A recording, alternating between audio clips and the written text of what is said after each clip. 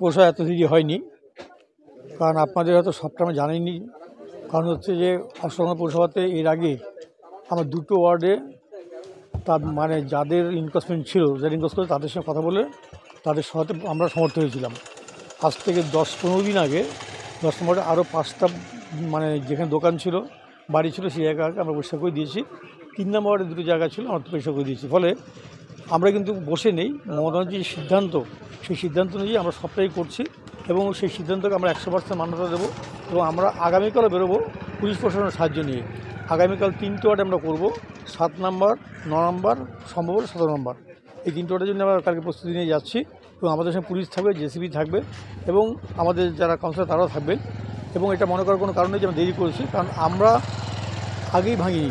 যদি কোনো পাবলিক যারা দখল করে গেছে তারা যদি সুযোগ নিতে চায়, সেই সুযোগ তারা দিয়েছি আমরা মাত্র। তো এর মধ্যে আমরা অলরেডি এর আগে 5টা 7টা বাড়ি আমরা পরিষ্কার করে ফেলেছি এবং আজকে 2টো করছি।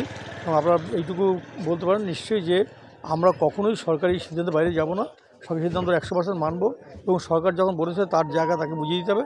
আমরাও আরও প্রস্তাব করতে দিয়েছি, আমরা সরকারি জায়গাকে যতটা সম্ভব দখল করে মুক্ত করে সেই জায়গায় তুলে।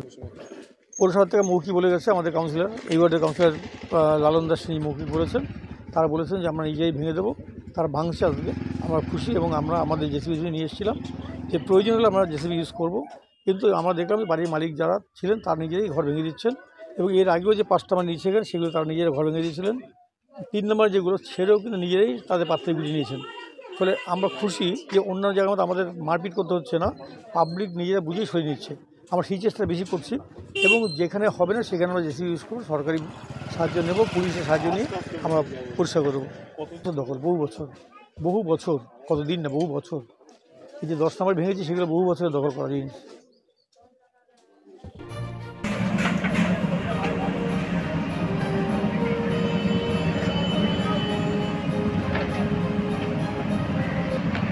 জানতাম অসুবিধা ছিল বলে করেছিলাম, তারপর এখন তো ভেঙে দিয়ে যাচ্ছে।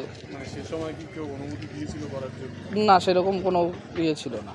কারো অনুমতি নেওয়া হয়েছিল? না না না না না। বুলডোজার চালাতে হলো না আপনারাই ভাঙবেন? বুলডোজার দিয়েও করছে, আমাদেরও লোক আছে তারাও করছে। এখানে এরকম কটা বাড়ি আছে? এখানে তো আমাদের এই সামনে এইগুলো আছে, আর দেখতে হবে, সঠিকটা আমি বলতে পারবো না, দেখতে হবে, দেখে। থাকার জন্য করা হয়েছিল না ব্যবসা? না, থাকার জন্যই করা হয়েছে। কি নাম? প্রসেনজিৎ হাজরা। কত নম্বর? 10 নম্বর ওয়ার্ড।